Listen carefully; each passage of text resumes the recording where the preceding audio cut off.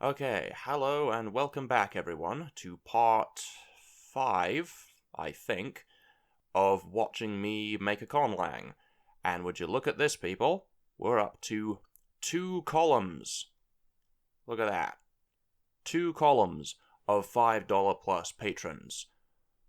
And as always, a massive thanks to all the patrons for making YouTube an increasingly viable means of supporting myself, and for getting me ever closer to that lofty goal of maybe one day eventually going full-time on YouTube, that would be a glorious day indeed. And since the announcement of the Discord server in the last episode, we now have a thriving Discord community of several hundred people at the very least. I don't know why, but I somewhat naively assumed that we would get like 10, maybe 12 people. But no, things ballooned pretty quickly. So there'll be a link to that in the description of this video and all other videos going forward. So feel free to join the server, and I'll hopefully see you there. Now, on to the conlanging. So before we get started properly, I have quite a bit of follow-up from the last episode. So last time we went through all the sound changes and sorted out the phonology for the proto-lang and the modern lang. But in editing the footage for the last episode, and based on some comments I was seeing, I'm going to make a number of changes. First of all, there was a sound change I wanted to add but completely forgot, and that is to have stop clusters go to geminates. So if there was a sequence like atka, then that would become akka with 2 Ks, and the T would just get lost. And I think I'm going to put that here, because that means that if you have a stop cluster in which the second stop is a K, and then the vowel immediately following that K is a front vowel, then the K will become a palatal stop, and then after gemination takes place, we can get palatal geminates. And speaking of palatals, I kind of want to revise what's happening with the palatals just a little bit. So first of all, I might make this palatalization rule a lot more sweeping. Instead of just affecting K, I'm going to have there be an alternation between the alveolars and the palatals that's triggered by the presence of a front vowel. With the exception of, I'm going to have it be K that goes to the voiceless palatal stop, not T, as you'd expect.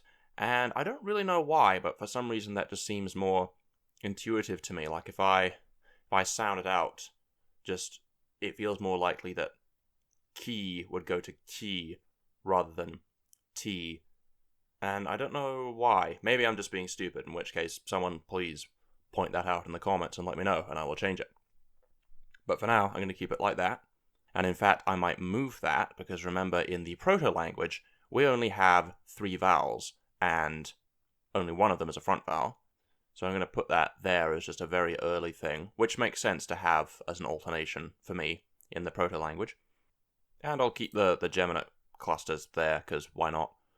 And I'm going to change this rule slightly so that it's not just intervocalically, it's whenever they occur outside of a consonant cluster, so including word initial and word finally.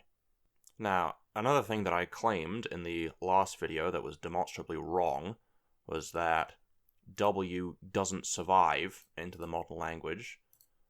And the reason I thought that was because of these changes here, and I falsely assumed that in every environment in which W occurred, it would reduce to a front rounded vowel.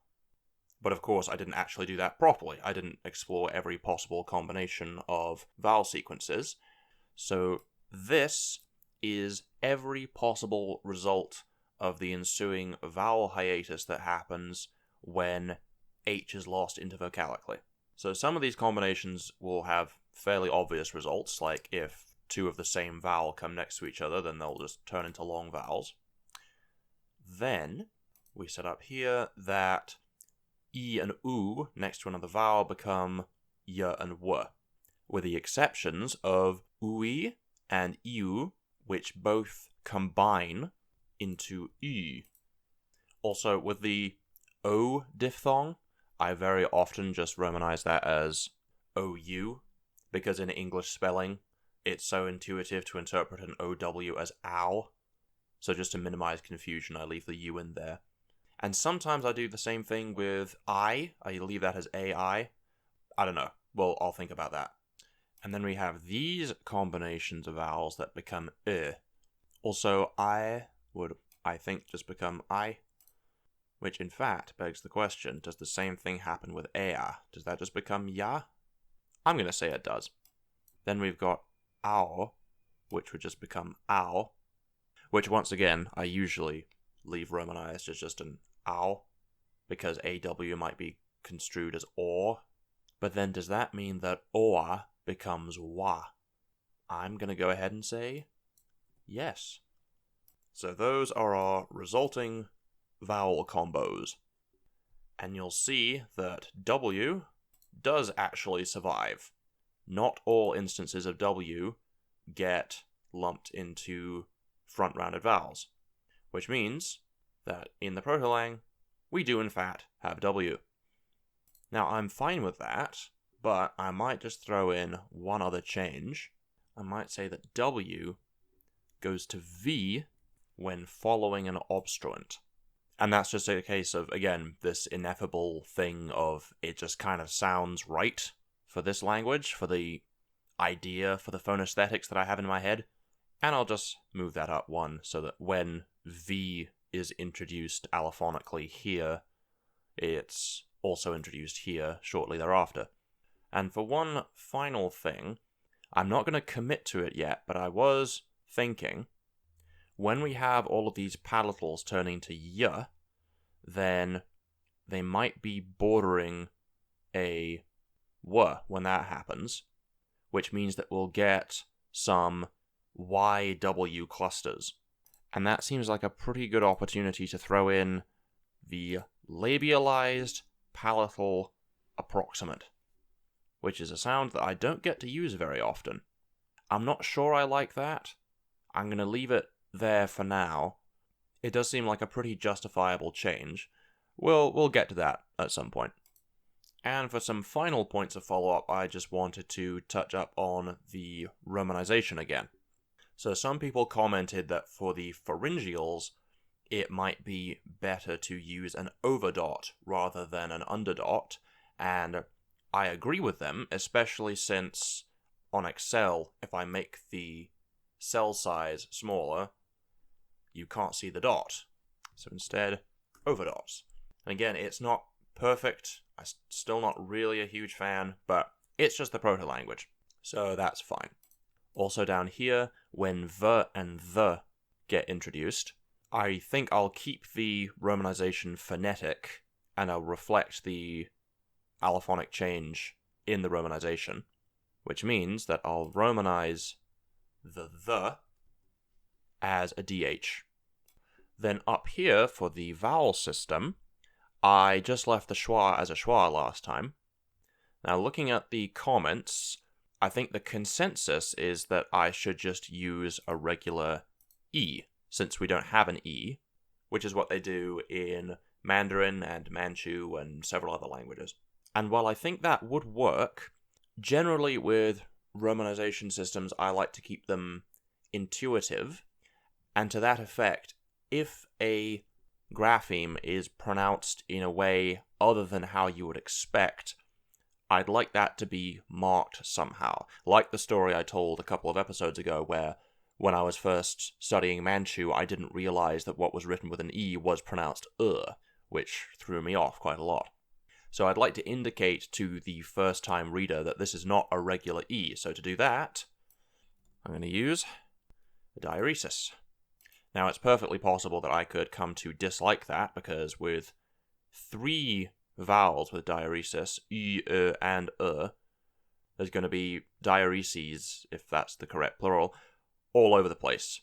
And I might not like that, but I'm going to keep it like that for now. And for one last thing, I'm going to sort out some underspecified vowels for when I actually write out the phonological form of the affixes. So an underspecified vowel is basically a way of writing a vowel whose quality isn't known until the affix gets attached to a stem. Going back to the original harmony system when it first evolved, back when everything was nice and clean and intuitive, we have both rounding harmony and front harmony. But the rounding harmony is only in low vowels. So we have E, which is the neutral vowel, so that doesn't need any underspecification. Then we have the underspecified high vowel, which is either Y or U, depending on the quality of the stem.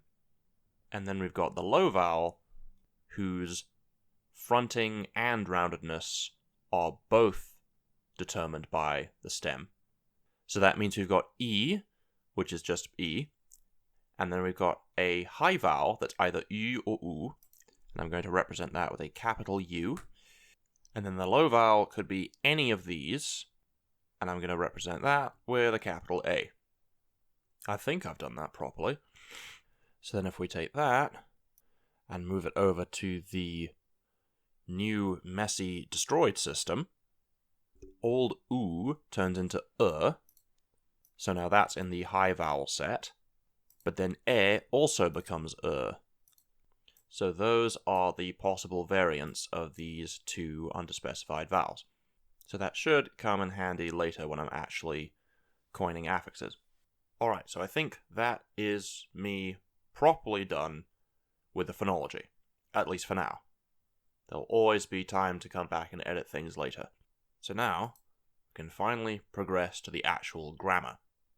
So I get asked all the time how I document my conlangs, and this is a question that gets brought up all the time to other conlangers as well, and there is no real major consensus about how best to do it.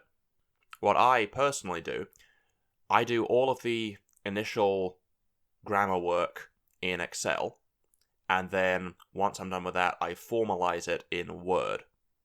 So what I do is I make a very simple, it's not even really a dictionary, it's more like a word bank, just so I can write down the words as I'm coining them. And I have one sheet for the proto-lang, and then I make a separate sheet for the modern lang. And I'm always sure to color code which is which, because I do not want to get those two mixed up. So first of all, if I bring across the phonology of both the proto-lang and the modern lang into their respective sheets to remind me what sounds I'm allowed to use. So the only actual grammar work that we've done so far was this, working out how the auxiliary system works. So if we start there, that tells us in the proto-language, verbs only have two forms, imperfective and perfective. And then we've got these two copulae that encode continuousness and the future. So then that system in the proto-language eventually becomes this system for the modern language. And for that system, that's when we get these converb type things. We need a separate imperfective and perfective converb. So those might arise in the proto-language, maybe a little bit later on, but they might arise in the proto-language, so I'm just going to rough those in. So two main verb forms, two auxiliaries, and two subordinate verb forms. And then all of those end up combining into this. Then where does that infinitive come from? If it's even an infinitive, it may be something else, like a gerund or some other weird verbal noun type thing. We'll decide the specifics later on. But whatever it is, it's the form that the verb gets placed into when it's modified by an auxiliary. So I've just gone ahead and copied that chart over, and then in the modern lang, every single verb will have three different forms: the infinitive, the imperfective, and the perfective, which combine with these auxiliaries. And those descend from the proto-lang, from the imperfective and perfective converbs, and the infinitive. And we did some work on the non-concatenative morphology of those forms in the previous episodes. So we worked out that one of them comes from a suffix that begins with an S, because then all sorts of funky stuff happens with the S, whether it turns into an R when it's next to a voice segment, or if it metathesizes, and all sorts of other fun stuff. In fact, I think I'm going to make that su for now, but I might change that. One was caused by umlaut from a suffix that had a high front vowel, and the third form is a result of reduplication plus the E vowel. So which one of these corresponds to which verb form is more or less arbitrary at this point. We also said that the original imperfect and perfect verb forms were the unmarked and marked forms, respectively. So nothing for the imperfective, but then marking for the perfective. And of course, these two forms will only actually appear on the auxiliaries, because this imperfective and perfective form for these auxiliaries is what corresponds to this. So it almost doesn't really matter too much. Especially since for the auxiliaries, I mean, I've said locative copula and copula, which I believe we said here, come from the words live and stand. That was just sort of my idle thinking about etymology at the time. But I think it's reasonably likely that there's going to be suppletion involved in that. So I think I might just say that the perfective is also reduplication. Because very often in languages that have reduplication, which is like, all of them except European languages for some reason, if reduplication is present, it will have multiple realizations. There will be multiple different reduplication patterns that encode multiple different grammatical elements. The question is, can I have it be the same reduplication pattern? Because maybe this perfective converb is actually the same thing as the perfective form, except in a subordinate position. So this perfective converb essentially has the same function as the having done construction in English, as in, like, having gone to work, I went home. So could both of those uses be encoded by the same verb form? So most often in converb clauses, the subject is omitted and it's assumed to be the same as the subject in the main clause, which is exactly what happens in English with the having done construction. So having both be the same form would be kind of like saying, went to work, I went home, which, might be a bit confusing. No, I think I'm going to have the patterns be separate, but it would make sense to me that the perfective verb form and the perfective converb would both be seen as related, so they might both use reduplication. So I'm going to say that this form, the reduplication plus the E vowel, will be the perfective converb. And then I'm just going to go ahead and arbitrarily say that the in suffix with reduplication is the imperfective converb, and the su suffix is the infinitive. Now we said here that the infinitive often comes from basically a nominalizing thing, like a word like thing, or act, or action, something along those lines. So I'm going to add our first not really word.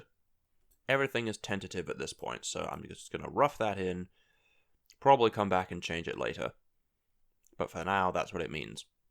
And then as for the converbs, the reduplication is most likely to just be non-templitic, because reduplication doesn't have a lexical source. It's just that you say the word twice, or part of the word twice, just to convey an extra meaning.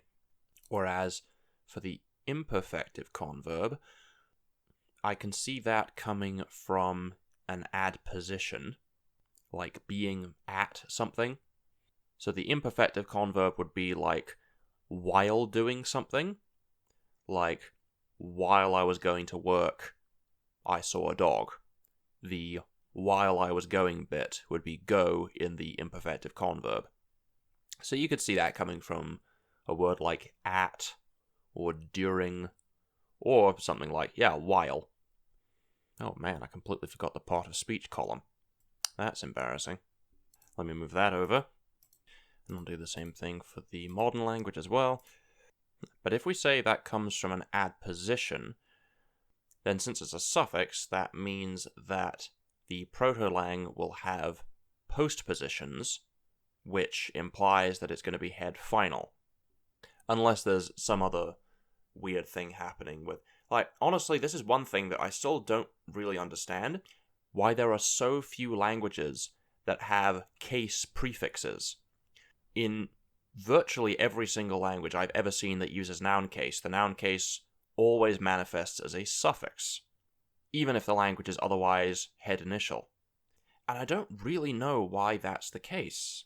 The only thing I can think of is that the adposition just moves after the noun just to put focus on the noun rather than the adposition, I guess? I don't know. If someone has any insight into that, please do share it, because I really would like to know. But that, of course, brings up the question, what is this language's word order like? Well, thinking about the modern language, so we've got this auxiliary system that combines with the lexical verb forms, and I would quite like it if the auxiliary verbs and the lexical verbs did not occur next to each other. I'd prefer it if the verbal meaning was just sort of spread out across the whole sentence. Now, there are a couple of ways of doing that. So the easiest is just to say, oh, the language is just non-configurational. You can just shift around the words however you like and move whatever the most important, or whatever the focused element is towards one side of the sentence.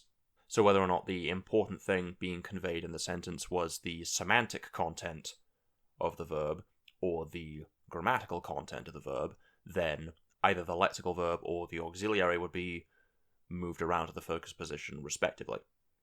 That does sound quite appealing. I am a big fan of non-configurationality, but even if we say that the language is non-configurational, that doesn't tell us anything about the word order in the proto-language. I've been thinking a lot about V2 word order recently, and that is basically motivated by the same thing of having the lexical verb and the auxiliary verb get shuffled around in position, where to apply focus to the verb, it's brought forward from its default position at the end of the sentence. But then if there's an auxiliary verb, then instead it's the auxiliary that gets moved forward and the main verb is left at the end of the sentence. So I could do that. I could have I'm not even sure if it would be called V2 word order, because the auxiliary is mandatory. So it would be consistent subject, auxiliary, object, verb. I could do that. Or I found out only very recently that Irish actually does something very similar, except the opposite. So Irish is verb initial, so the usual word order is VSO, but if there's an auxiliary, then it becomes auxiliary SVO. So the lexical verb actually becomes a verbal noun and is placed after the subject and is preceded by a preposition. It's actually very interesting stuff. But the question still remains, what would the order be before the pseudo V2 took hold? Well, like I was saying with this in suffix here, if that does come from an adposition, then it would make most sense, it would be easiest if it was a postposition, which means this is a postpositional language and therefore almost certainly a head final language. And if it's head final, then we'd expect the object to precede the verb.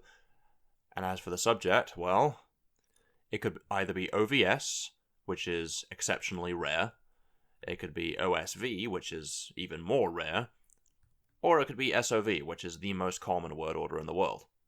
I'm quite used to working with SOV because Proto-Thracian was SOV, and so all of the Thracian languages have kind of a... In fact, I don't think any of them are 100% SOV. They all tend towards SOV, if that makes sense.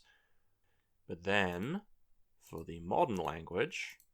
So in the transition to the modern language, that means that SOV, once the auxiliaries got involved, so usually in SOV languages, the auxiliary comes at the very end after the verb, so you'd expect it to be SOVX.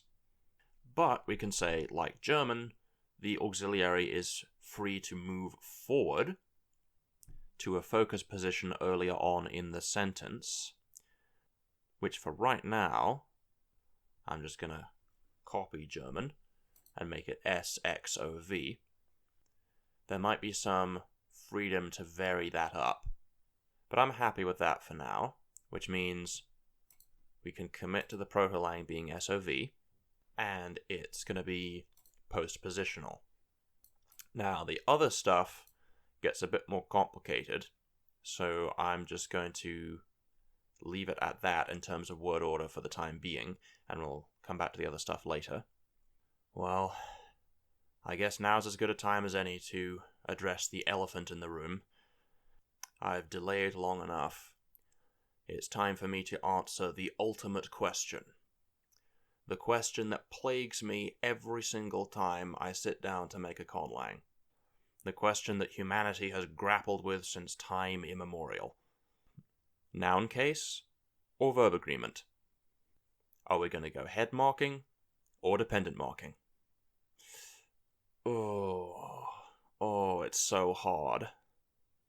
It's so difficult because I love both of them, but I can't have it both ways. I mean, I guess I can. I allowed myself to get away with it in Nakachti. Nakachti is, one of its distinctive features is that it's pretty consistently double marking, so it has both polypersonal agreement and noun case.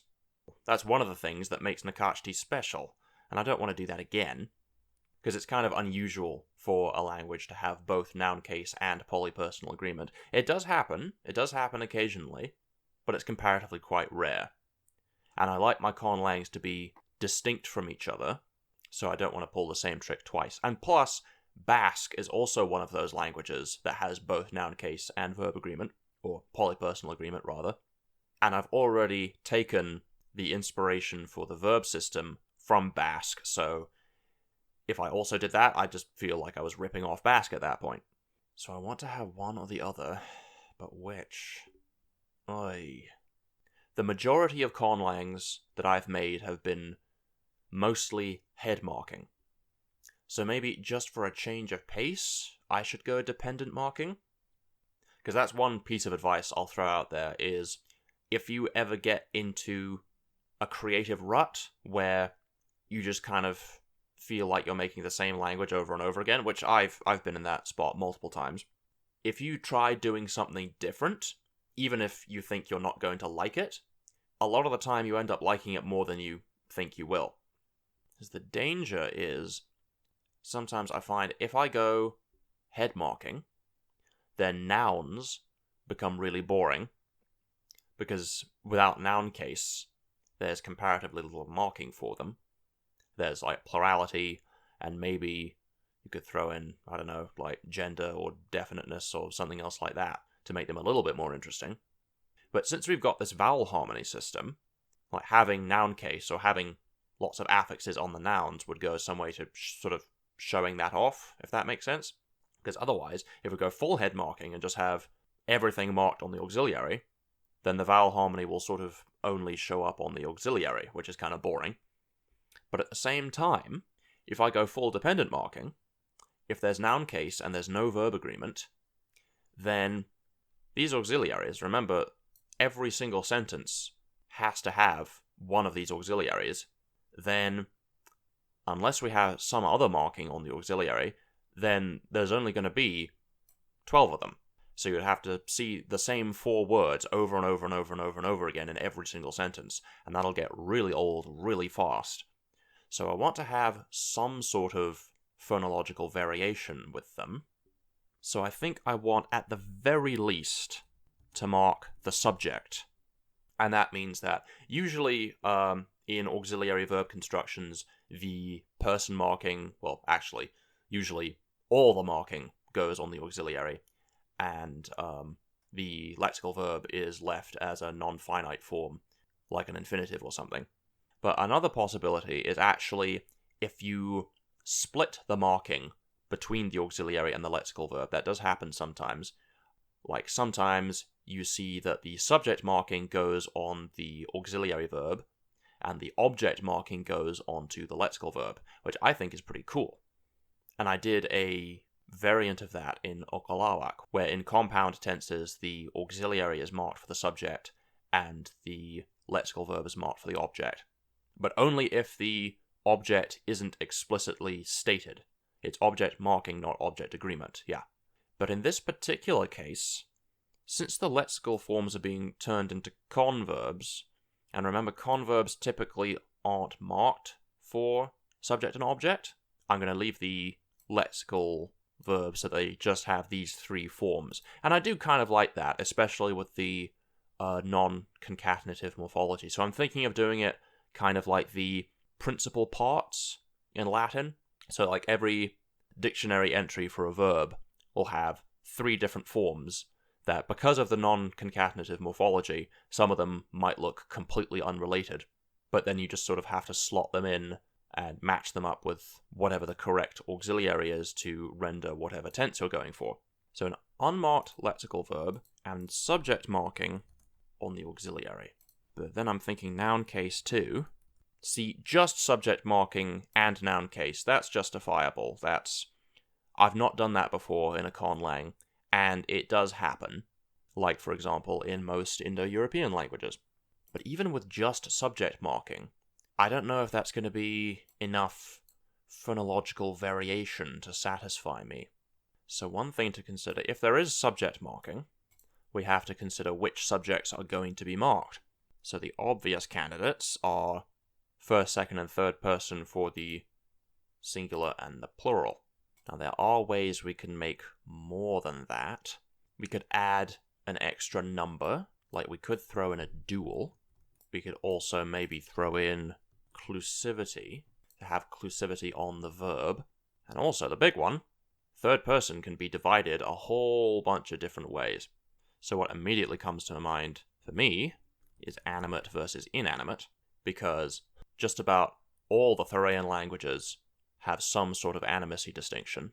Or if we wanted to do something different than that, we could just make some other form of gender system, whether it's masculine, feminine, neuter, although that would be a bit European, and I'm usually not a big fan of sex-based gender systems. Or we could go full Bantu and have a big, nice, over a dozen noun classes. Although I did that in Tapukama, that's one of its features, so I wouldn't want to necessarily rip that off. Although, I will say, this is the first conlang I've ever made that doesn't exist in the same world as all of my other conlangs. Every conlang I've made before this exists within the same con world, but this one is for a different project. So at least we don't have to worry about cross-linguistic frequencies of things. So gender is also a possibility, or we could have obviation. Like if you've watched my video on verb agreement, you'll know that obviation happens when there's two different third-person markers, one for the proximal argument, which is basically the focus, or like the thing that's being talked about in the wider conversation, and then the obviate third person is for everything else, which is basically, stuff that's either already been mentioned, or background information, stuff like that. And that's very useful when it comes to purposes of anaphora. So if you have some sentence like, Bob and John were walking down the street, he looked at him. In that second sentence, you have two third-person pronouns, and so without proper context, it's very difficult to tell which he refers to Bob and which he refers to John, which coincidentally is also one of the reasons why gender is useful, because if we change it to, like, Bob and Sally were walking down the street, he looked at her, suddenly we know which one is which. Well, obviation solves that same issue by having two different words for he, she, it, where one is, like, the one that we're talking about, and the other is, background information that we don't really care about. And at least in the Algonquin languages, like in Cree, nouns are also marked for obviation, so they take a little suffix that lets you know this is the proximate argument. Actually, I think it's the obviate argument that's marked. Oh, God, I can't remember now. Whereas I know in at least some other languages, like there's some Sino-Tibetan languages, where obviation is only marked on the verb, and which noun the obviate marking on the verb refers to, you just have to know from context. And speaking of anaphora, actually, that's another possibility, is switch reference. So switch reference is like, there's a bunch of different ways that it can be reified in the grammar, but essentially it's some sort of marking that lets you know whether the subject of a sentence is the same subject as the one in the previous sentence, or if it's a different subject. So sometimes that will be, there's different pronouns, one for same subject, one for different subject. Sometimes it will be marked on the verb, and sometimes it will be actually marked on conjunctions, which I think is really cool. So it's like, John saw the man and said hello. In that sentence, in one of these switch reference languages, the word and will actually have two different forms, depending on whether or not the subject of the first clause is the same as the subject of the second clause, or if it's different. And if we say that switch reference is marked on the auxiliary, then that gives us another option for phonological variation. Or, now that I think about it, I also have been thinking about so-called Austronesian alignment recently. I almost talked about it in the verb agreement video, but then I cut it because it doesn't actually have very much to do with verb agreement.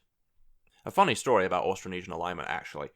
So, way back in my early days of conlanging, back when I was still working on Fandian, oh god, in my, endless perusing of Wikipedia to scavenge as many grammatical features as I could, I came across the Austronesian alignment at some point, and I had a look through, and I hadn't the faintest clue what was being described. It made absolutely no sense to me.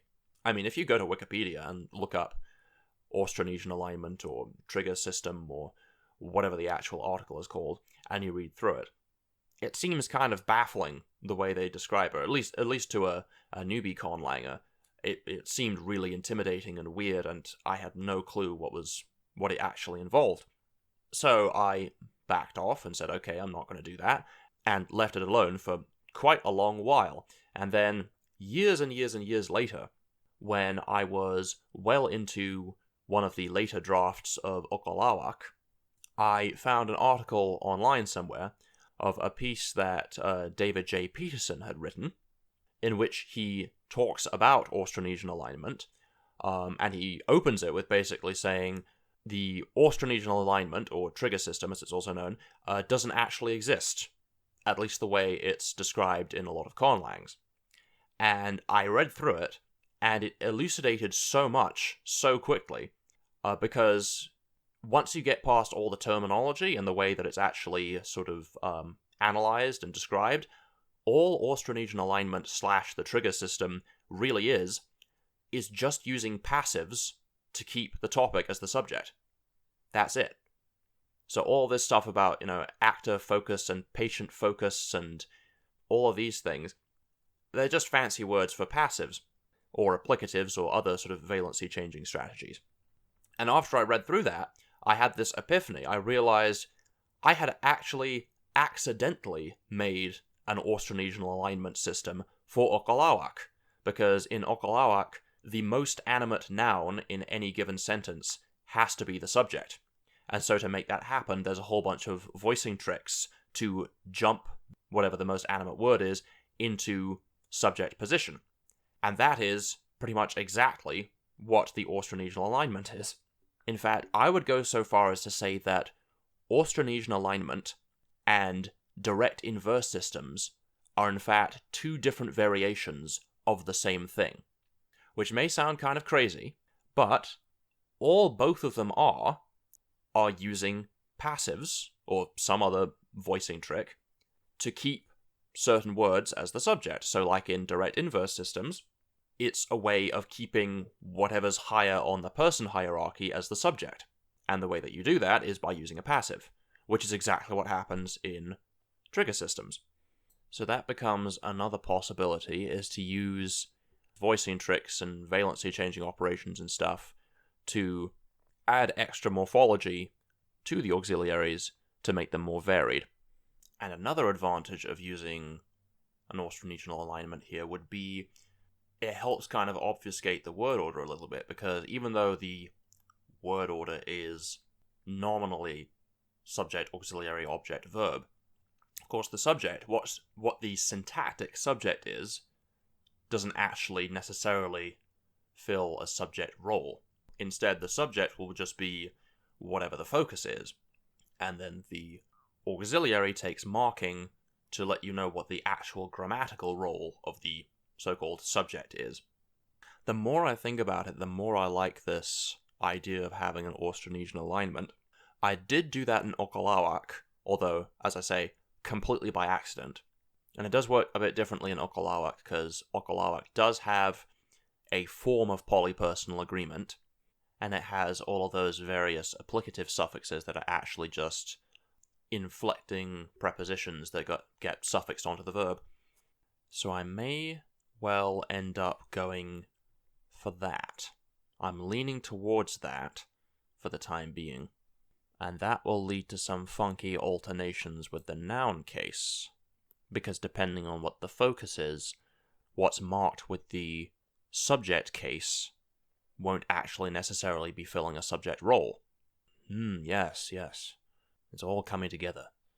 I'm going to make a note of that for now, and in the meantime, first of all, decide what subjects are going to be marked. So for grammatical number, I kind of like the idea of having a dual. I don't use a dual very often. I could do what I did in Illothwi, which I based on what some Native American languages do, where in Illothwi there is a distinct first-person inclusive dual pronoun. So it means you and I. And that's the only time that the dual number ever gets involved in anything. There's no dual forms for any other pronouns, which I like because you and I is just a very useful thing to have a separate pronoun for. So clusivity does end up getting marked on verbs sometimes, but all the examples I can think of are very heavily synthetic languages. See, overall for this language, I'm thinking I want it to be largely fusional and have only a moderate degree of synthesis. Because, as I say, most of my languages have been pretty predominantly head marking and have had pretty synthetic verbs. So I think I'm going to go for something a bit more manageable, I guess. So first person singular is a given. There's definitely going to be marking for a first person singular subject. Same with first person plural. Yeah, I think I'm gonna omit clusivity, but I might keep the dual. So we have a pronoun that means the two of us, and whether or not that's inclusive or exclusive is up to the listener to interpret. Or we might even evolve clusivity after the pronouns get incorporated. That wouldn't be too difficult, but we'll get to that. Once again, for second person pronouns, that seems pretty likely that they'd be marked on the verb. And then we come to third person.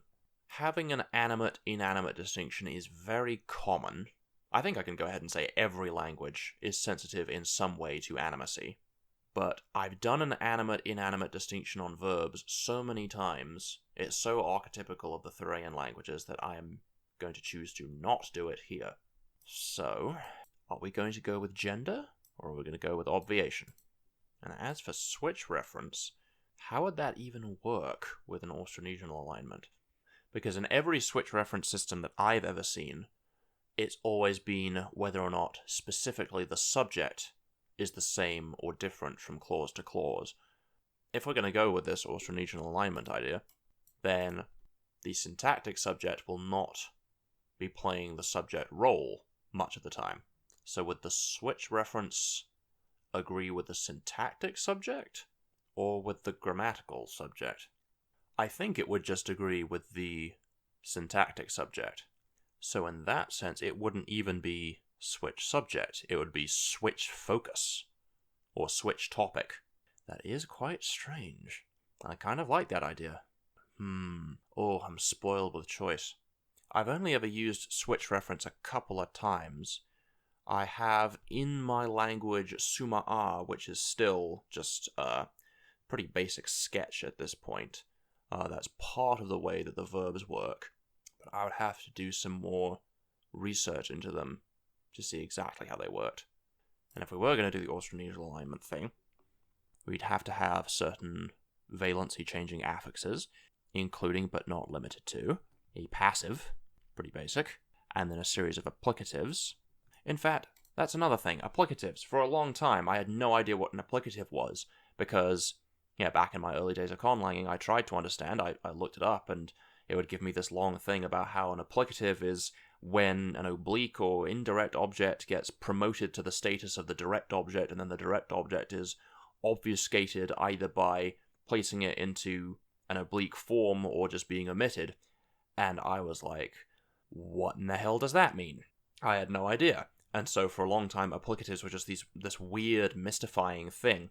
And it wasn't until I got stuck into studying Nahuatl that I came across the applicative form, and in the notes that I was reading for this particular grammar for it, it just said, an applicative is when the subject performs the verb for the object rather than to it.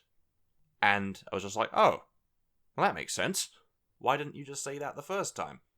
So yeah, I don't know. That seems to be a running theme with this episode. I guess the takeaway message from this episode is don't let overly complex grammatical explanations scare you, I guess? I don't know. Do with that what you will.